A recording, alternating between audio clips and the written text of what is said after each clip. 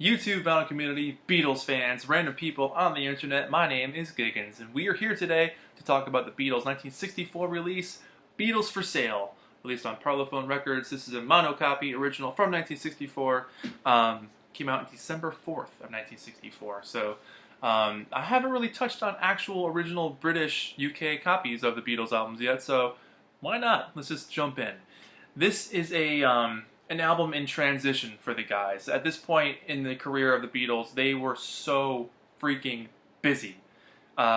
This was peak Beatlemania. I mean, everything was just going 1,010% nonstop all the time, and you can tell they look bloody exhausted.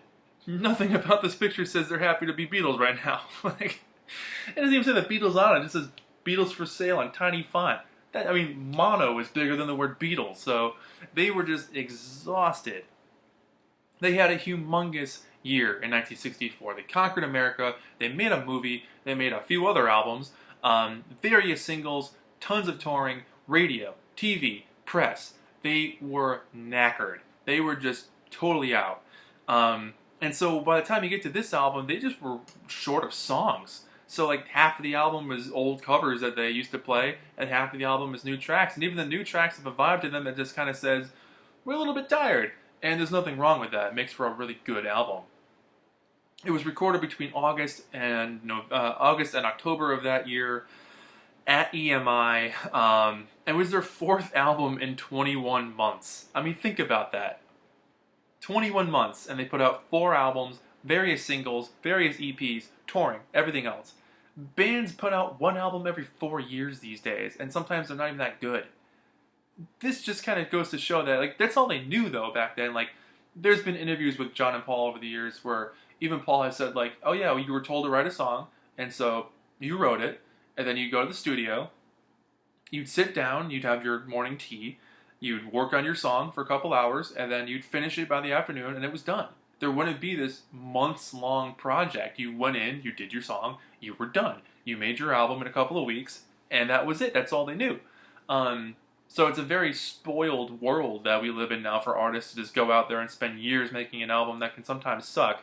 These guys went out there within weeks or a very tiny span of time to make albums that were groundbreaking and influential and still sound fresh and exciting many decades after they were made.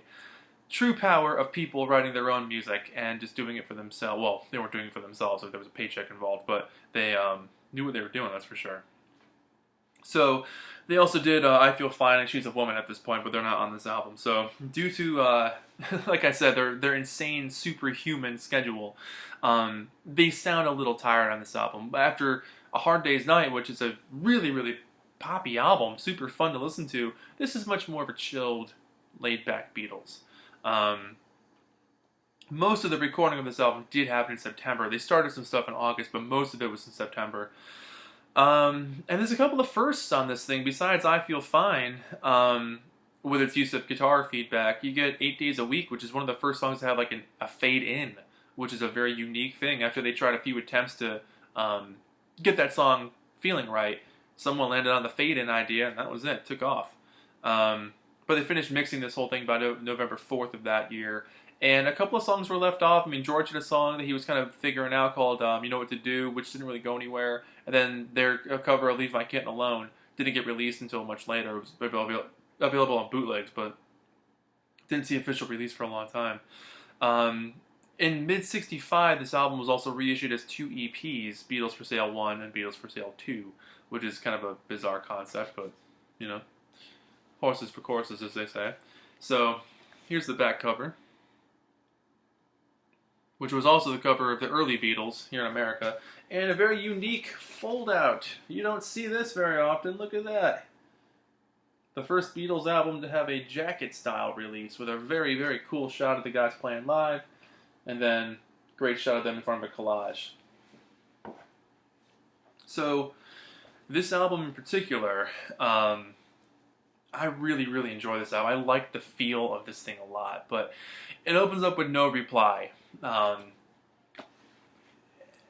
No Reply, I'm a Loser. These two tracks have always gone hand in hand for me, and I think because also they're on Beatles 65 next to each other as well, but I love the vocals that they do on these two tracks in particular. I'm gonna group these two songs together. Um, yeah, George joins both on chorus for John and Paul, and No Reply.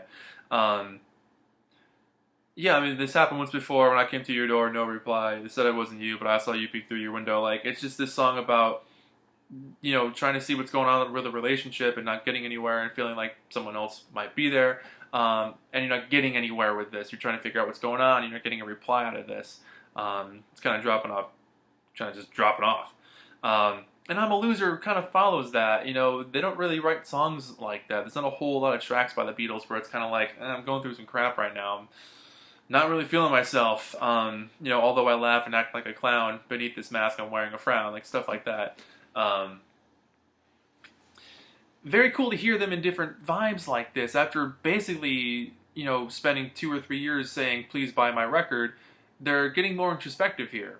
And, definitely meeting Bob Dylan and smoking pot for the first few times helped them do that as well. And I think also the influence of Bob Dylan was very much on this album. I think, it's really heavy on the acoustic guitar, which I think is great. And the bits of an electric guitar that come in definitely have a country and western feel in their springy production, which I think works really well, especially in Ringo's favor because he was always the country and western guy. They all were, but Ringo was definitely the proponent of that stuff. Babies in Black, I love this track. I think their vocal harmonies on this song are just absolutely phenomenal. That waltz time feel to it. It's just a fun song to listen to, and especially watching them do that live, like that Shea Stadium bit where they're doing it in their little police outfits. Just a great song to hear them harmonize on. Rock and roll music, I mean, what can be said about that? It's a great version of an upbeat Chuck Berry song that they had played a million times before, probably back in Hamburg. And they're doing it complete justice here. I think it's a great track. Definitely gets the energy up a lot just to showcase their rock and roll abilities there. Which leads you to the next song, I'll Follow the Sun, which is a hilarious 180. Great song, though. Very sweet track. Just nice acoustic guitar playing. I love the solo on that one a lot. Just a comfortable song to listen to. Nothing wrong with that. Mr. Moonlight, this has always been a song that a lot of Beatles fans have either voted as the worst Beatles song of all time, or they just have no opinion on it. It's never been one that's grabbed me. Definitely not my favorite Beatles song. I don't know if it's the worst thing they've ever done, but definitely not their best. Apparently John wanted it on the album purely because it was an obscure track that he thought no one else would ever tackle. The cool thing I will say about this album, though, I love Ringo's drumming on this thing, and the organ work on this track is very cool. They definitely go for like a weird, almost sci-fi, chunky organ sound that I think is very cool. So in that respect, I'll give him a high five for that. And then the side one ends with Kansas City, which is just one of the best upbeat rockers they've ever done at that point. That was one of those songs that John would cheer Paul on to make him scream it louder and better and faster. So very fun track. You can tell they're all having a good time on that one. Very cool to listen to. Side 2 opens with 8 Days a Week, which was a single in the U.S., I believe, and but not in the England. Very, very good pop song. That fade in, the hand claps, the construction of the song overall lends itself to being a classic pop track.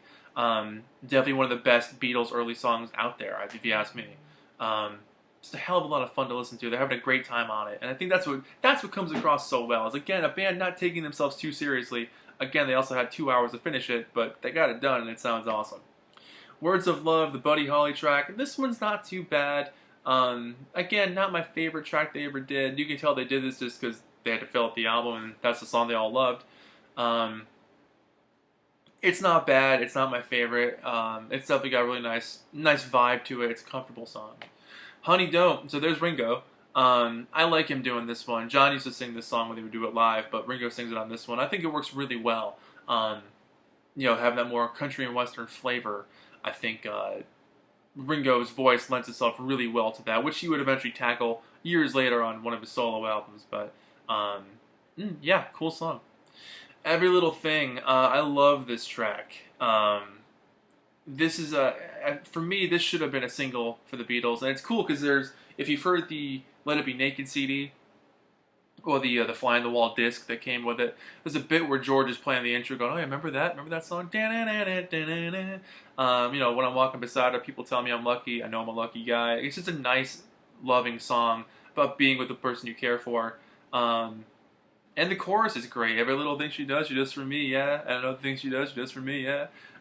It's catchy, it's light, it's fun. I don't want to spoil the party. I really like this song a lot. This is just kind of like another tack on to "I'm a Loser," basically being like, you know, I'm kind of feeling like wallpaper here. I don't want to ruin the good vibe that everyone else is having because I'm kind of in a bum mood looking for my girl. She's not here. Everyone else is having a fun time, and I'm kind of left in this corner. But there's some vocal bits on this song that are really, really cool. You know, I still love her. That stuff is excellent. And they throw that in bits and parts of the song that I think lend itself to not getting like a left turn, but not unexpected, but just hitting it in the right places to keep the song interesting. Because the rest of the song is kind of somber vibe to it, but I like that energy though. They capture that spirit really well. What You're Doing has these big timpani drums, and I love this song. I think, you know, Paul has always said he wished this was a single, but they ended up with a really good recording instead. And that's true. You know, it's a super fun song. I love the piano on this thing. I love the guitar riff. That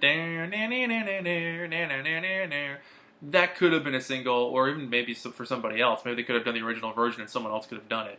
I don't know. And then Everybody's Trying to Be My Baby ends this album with George singing it, and that's for me a classic George Harrison vocal track. Growing up with the Beatles '65 album, I'm used to that super heavy, drenched reverb echo version, so hearing it a little more drier on here always catches me off guard because I like this version a lot. I'm just so used to the other one. But I like George's version on here. I like his guitar work a lot. I like the drums on this a lot. A very fun way to end the album. So to start with the album kind of on a somber side and take you through a journey to get to the end where it's ending on a happy note, I think is nice. But let me show you the original label here. This album is a little bit beat up on the jacket, but the record itself is actually pretty darn good shape. But that's the original Parlophone label from 1964. Sold in UK, subject to resale price conditions. See price lists. The heck does that mean? So you just make up your own sale price for this thing apparently. I love this album. A lot of people think this is one of their weaker ones, kind of like comparing it to Help.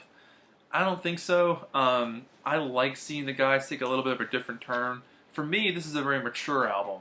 I think it's nice to see them reflect on what's happening in their life at that point, and to not just go out there and make a bunch of pop tracks. They did do that with a handful of songs on here, but they also start to dive deeper into what would become, you know, I'm Looking Through You, and You're Gonna Hide Your Love Away, and Help, and In My Life. This was the building block to get you down to those next steps. So each album in their career was the next step to their next, to the next movement. And this definitely is one of those albums.